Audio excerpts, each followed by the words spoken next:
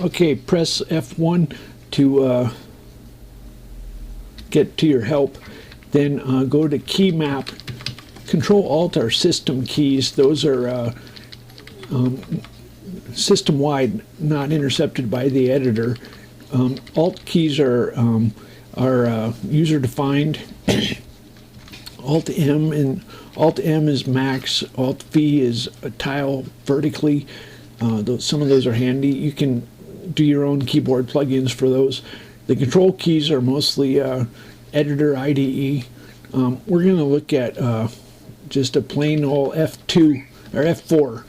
F4 is this is the keyboard handler. It calls pop-up pick file, pop-up pictor. Those are file choosers. Control D is the file manager, and it turns out that if you let's do edit, Alt M for Max, and we're going to hit F4. Okay, you got that F4? That does the file manager, which is the chooser, and then we hit escape to exit when we're on top, and there it is. There's the file name, so you don't have to type file names if you do that. You can do file directories with Shift F4. Anyway, so it turns out that you change the first letter of the command a lot of times. The drive number, you change it to colon for the boot drive. Anyway, now if you want to search for a string in a file, then you can say find FF. This is find string, and this gets crazy, but these have a colon, and then there's a colon, and let's search for how about alt, or yeah, search for alt. Alt is the string. Okay, now we're on top of alt. It found alt. Now if we say F:2, it found the second occurrence of alt. Okay, so what we just hit upon was the link types. The editor actually takes a link. You can enter a file or a link, a file name, an anchor in a file, a string, a second occurrence of a string, a file line number, or you can do plain files. The TempleOS uses $ commands. $ are special for documents, and if you want to use plain non-Sparrow, you can do that. You can search for a book in the Bible. You can search for a definition of a word in the dictionary. There's a help index. There's a you can enter an address and it'll jump to source code, or you can enter a symbol for a man table entry. Anyway, so if you don't have a you can enter a file name, or you can enter a link.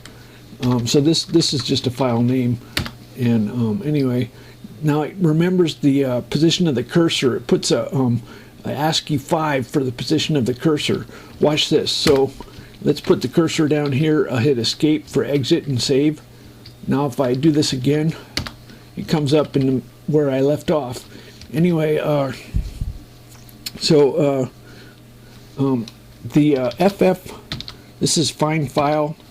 Let's say star slash star dot txt star semicolon star dot dat star. Okay, this is kind of crazy, but it's almost like there's the directory and then a list of file types.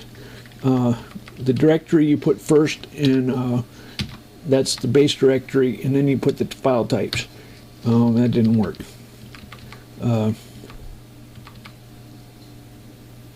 One thing, by the way, Control B brings up the border. if you ever enter a quote, notice the quote down here. We have an open quote, so we just got rid of that. Anyway, going back up here, star, find file.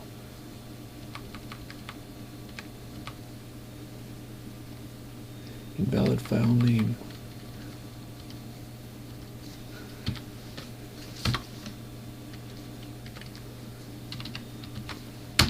Okay, well, I don't know.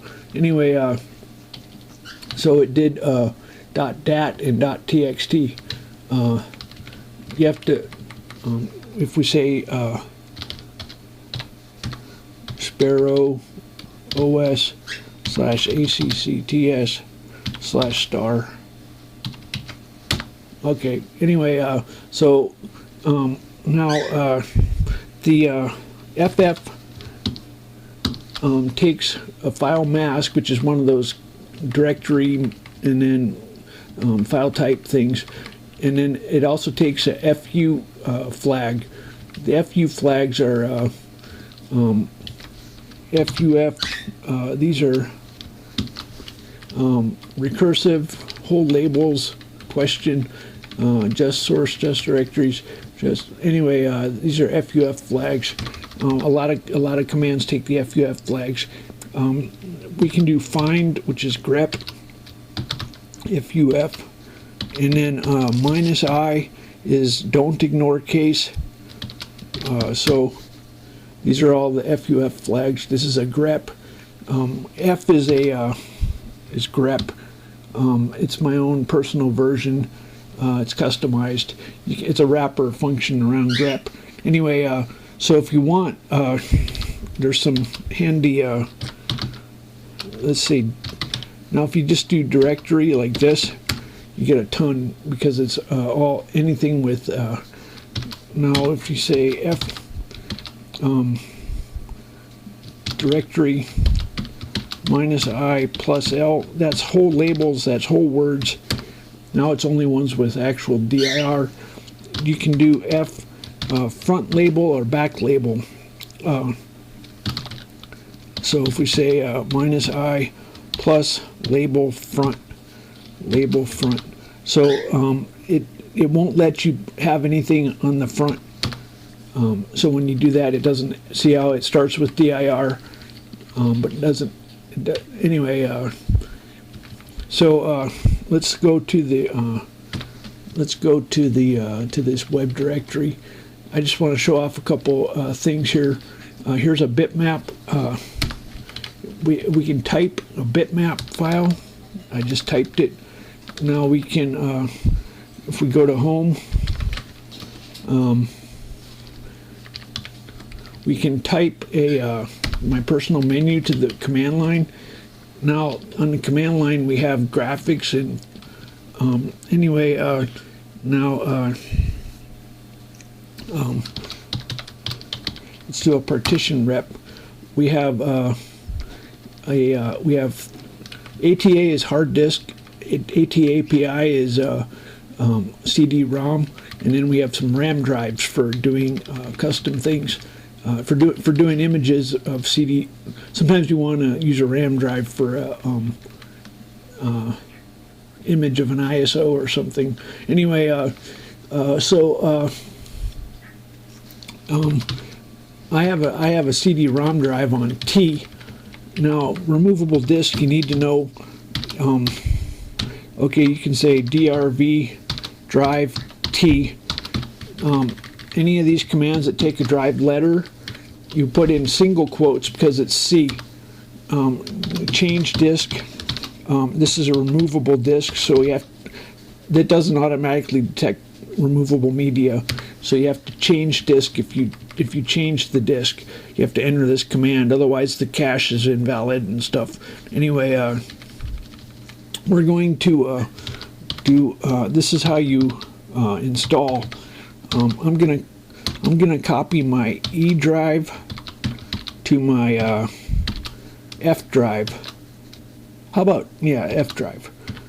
Okay, so I keep my E drive is a backup, and then my F drive is for transferring in and out. I keep an exact snapshot, so I can reinstall in like 5 minutes.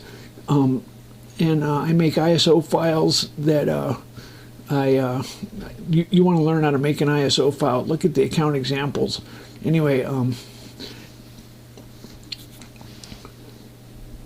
then we're going to there's two binary files that are compiled ahead of time, the compiler and OS main, and we're going to do a make all. There's only 2 files that get made. Anyway, so the make all is done with install boot, because we have to tell the new location of the kernel, because the bootloader uses an absolute block address.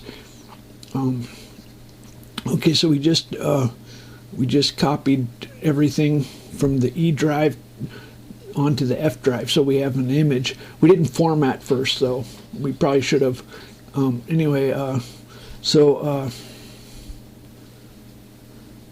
Bible, everything. Now, when this gets done, we're gonna install boot.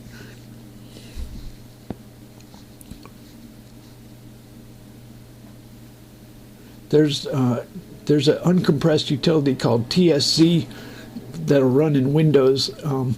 The files ending in Z are compressed, and you can uncompress them in Windows if you want, or you can do a move in Sparrow and it'll uncompress them.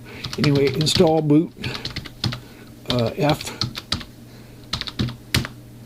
and then we enter base drive D. It'll find D, E, and F. So we do probe. You either enter the ports, or if it has a number, you can enter a 1 for the number. It knows that's not a port. Oh, I didn't do my CD-ROM. Anyway, TS/TAD is my account. Disk cache size, use default. Protect low will check for a null pointer dereference. These are options for the kernel. So we just recompiled the kernel and OS main and the compiler. There's line count rep.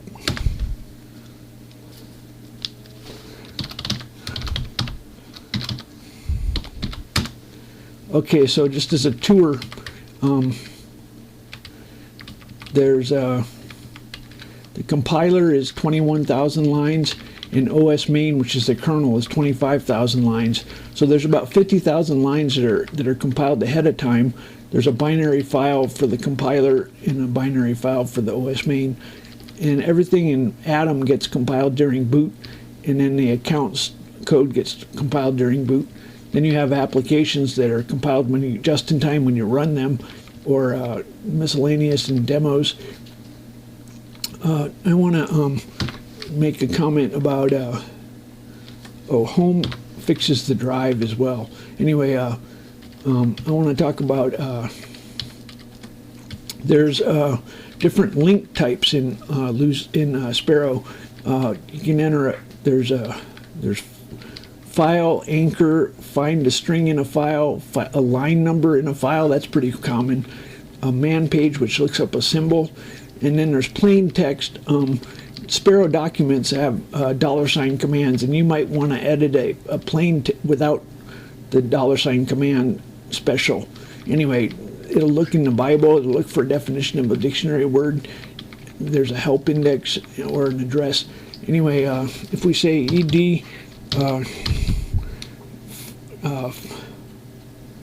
if we say ed, then if we do F4 for picking a file, then we go and we change the first letter to the boot drive.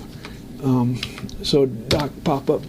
Let's look for, if we say find file, : that'll find a string in the file, doc. There we found the first occurrence of doc. Let's do the third occurrence of doc. There's a third occurrence of doc. Let's do file line. Let's do line number 200. Now we're on line 200.